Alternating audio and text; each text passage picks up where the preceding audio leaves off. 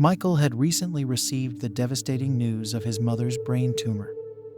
Disregarding the seriousness of the situation, he approached her for money. "Mom, I heard about your illness. That's awful. Anyway, I need some cash. Work's been tough," Michael demanded, lounging comfortably across from his mother, his feet propped up. Mary Jones let out a heavy sigh and inquired, "Which card should I transfer it to?" But David Miller intervened, exclaiming, "Michael, have you no shame? Your mother is seriously ill and needs money for treatment. Instead of supporting her, you're taking advantage of her. You should be encouraging her to see a doctor. I couldn't even convince her to go to the hospital." "I'm not going anywhere near a hospital," Mother asserted firmly. "Exactly," Michael chimed in. "Hospitals are a waste of time. Home is where real healing happens." "Do whatever you want then," David Miller snapped, frustration evident. "I'm washing my hands of this." Michael secretly rejoiced at his stepfather's departure. Good riddance. Now he won't be here to nag. Mary Jones had raised her son alone until he turned 17. At 40, she met and fell in love with David Miller, whom she later married. Despite his efforts to bond with Michael, the stepfather was met with resistance. Michael's selfishness dictated that a mother's love should be his alone. Numerous arguments ensued, leading to Michael leaving home.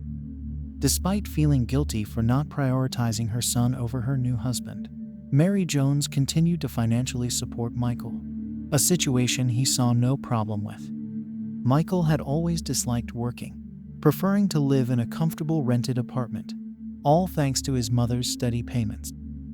Now, with her illness, Michael scoured the internet and discovered the grim outlook for people with malignant brain tumors. "Of course it's sad about Mom, but at least this solves the apartment situation for me. There's always a silver lining," Michael reasoned cynically. On top of that, his stepfather conveniently left during all the chaos. As he departed, he pleaded, "Michael, I beg you, if Honey's condition worsens, convince her to go to the hospital. Leave. I'll take care of Mom my way. If things get really bad, then I'll consider the hospital," Michael retorted angrily, ushering David Miller out and slamming the door behind him. Concerned, Mary Jones asked, "David, did he really leave?" "Don't worry, you're better off without him. You have me now," Michael reassured her, gently stroking his mother's hand. "He wanted to stick you in the hospital. Didn't want anything to do with you. You made the right choice. They practically send you to your grave in a month at those places." Mary Jones nodded in agreement. "You're the only one who understands, Michael.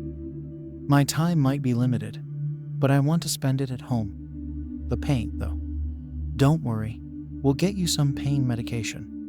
You'll stay here, and I'll take care of you," Michael declared with relief. He had no desire to send his mother to the hospital. What if she miraculously recovered? Even if not, they could extend her time here significantly. And that wasn't something Michael wanted. Michael managed to get painkillers through some contacts. "Not only will the pain go away, but you won't feel a thing," he reassured his mother, faithfully giving her the pills. They did indeed effectively relieve her pain, and nothing else seemed necessary. However, there were moments when his mother's behavior became erratic. Whether it was due to the illness or stress was unclear, but sometimes Mary Jones became irritable and aggressive. "Are you all just waiting for me to die, you vultures?" she snapped during one such episode. "You won't have to wait much longer. Then you can share the apartment with David and enjoy yourselves." The idea of sharing the apartment with his stepfather made Michael panic. That was definitely not part of his plan. "With David?" he protested. "Exactly. According to the paperwork, my apartment is for 2 people, so 2 people get it," Mary Jones replied in a combative tone. Michael realized this situation was unsustainable. His mind raced, formulating a plan to ensure his stepfather wouldn't claim a share of the apartment. The plan was clear: convince his mother to rewrite her will, leaving everything to him. If she resisted, he'd have to take more drastic measures. Michael pondered the details and even made preparations, soundproofing the walls of his mother's room with thick carpets and installing a heavy-duty deadbolt lock. One evening, when Mary Jones was in a good mood, Michael cautiously brought up the subject. "Could we take your husband off the will? He wanted to send you to the hospital." "No, Michael. David means a lot to me. I'm grateful for the happiness he's brought me. And about the hospital, maybe he's right. David has never wanted to hurt me. Perhaps I was wrong to refuse." She contemplated. Michael realized he had to take a different approach. His mother left him no choice. "Well, Mom, it seems we'll have to handle this differently. Either we call a notary and update the will, or I lock you in this room without your precious pills and food," he declared sternly. Mary Jones was stunned. "Are you serious?" she asked incredulously. "Absolutely serious. Think of it as a test run of being alone," Michael replied, gently but firmly guiding his resisting mother into the room. "Don't cause a scene, Mom. Yelling won't do any good. No one will hear you, thanks to the double-paned windows, thick walls, and carpets. And second, I might lose my patience and silence you myself. We wouldn't want that, would we?" He grinned as he closed the door, the deadbolt clicking into place. No sooner had he locked the door than the landline phone rang. Michael was startled. He hadn't expected anyone else to use it. Out of curiosity, he picked up.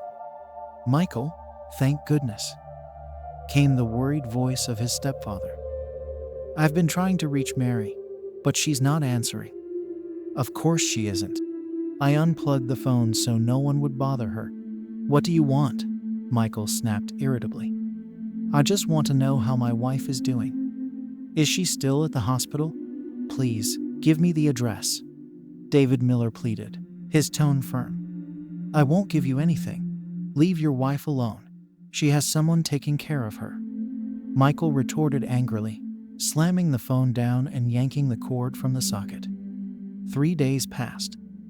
Occasionally, Michael would enter his mother's room. "Well, Mom, any change of heart?" he'd inquire each time. Mary Jones would only shake her head, a look of defiance lingering on her lips. "Very well. We'll wait then. Here's something for you," Michael would say, placing a water bottle and a bucket beside her bed. Pain gnawed at Mary Jones's body, sometimes driving her unconscious. Hunger gnawed at her insides. She couldn't understand how this was happening to her, but she was determined to hold on until the end. Her cruel son wouldn't win. A flicker of hope remained.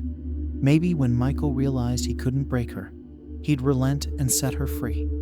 Meanwhile, David Miller, consumed with worry after his talk with Michael, called numerous hospitals searching for his wife. Finding nothing, he put his anger aside and headed to her apartment. He rang the doorbell, but there was no answer. Michael had decided to take a break from his role as jailer and was out drinking with friends. Relieved that Michael hadn't left the keys where they were usually kept, David Miller unlocked the door and entered the seemingly empty apartment. "Mary, honey, are you here?" he called out in uncertainty. A low moan came from the depths of the apartment. Rushing towards the sound, David Miller pushed open the deadbolt and entered the room, disbelief washing over him. His wife lay on the bed, gaunt, pale, and utterly exhausted. "Are you sick, Mary?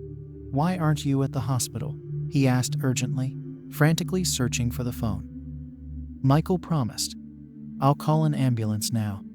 Everything will be all right." Mary Jones could only manage a weak nod. She lacked the strength to speak. David Miller quickly dialed the emergency number, hurriedly giving the address to the dispatcher. "What are you doing here?" A voice boomed from behind David Miller. Turning, he found himself facing a not-so-sober and enraged Michael. "Get out, or do you need some help?" Michael snapped, grabbing his stepfather's arm and forcefully pushing him towards the landing. David Miller tumbled down the steps, hitting the back of his head hard. "I won't let you ruin everything," Michael declared, glancing at his stepfather's motionless body. A neighbor peeked out from their doorway, gasping before quickly retreating inside. Michael slammed on the neighbor's door.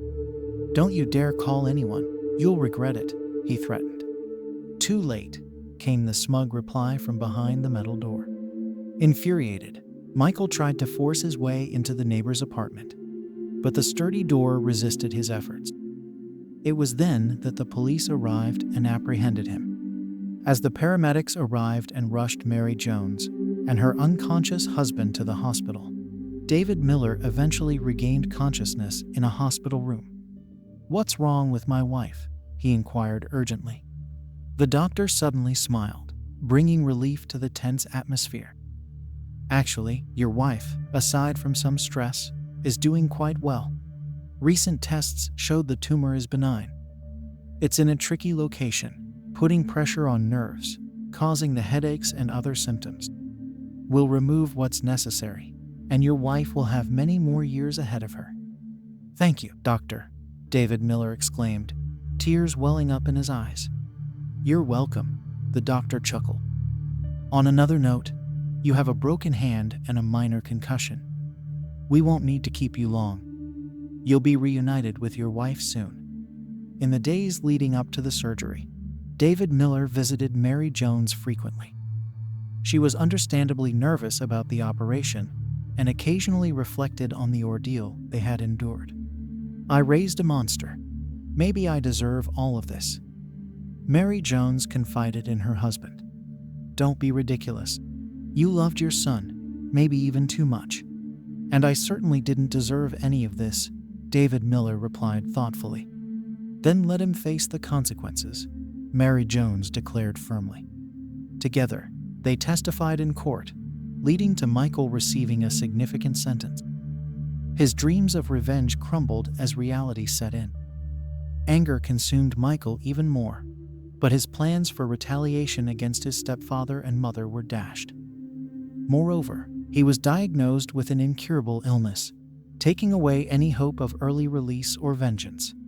Meanwhile, Mary Jones underwent surgery. Recovery was difficult, but she embraced the second chance at life it offered. Following rehabilitation, she made a conscious effort to forget her son. David Miller, too, refrained from dwelling on the past with his wife. However, there was a moment when he looked into her eyes with a hint of sadness and said, "Honey, I would give anything for Michael to have been a good man, to have spared you from this nightmare." I hope you enjoyed this story. Let us know what you think in the comments below. Don't forget to give the video a thumbs up and hit that subscribe button for more awesome stories in the future. Thanks for joining us on this incredible journey, and we'll see you next video.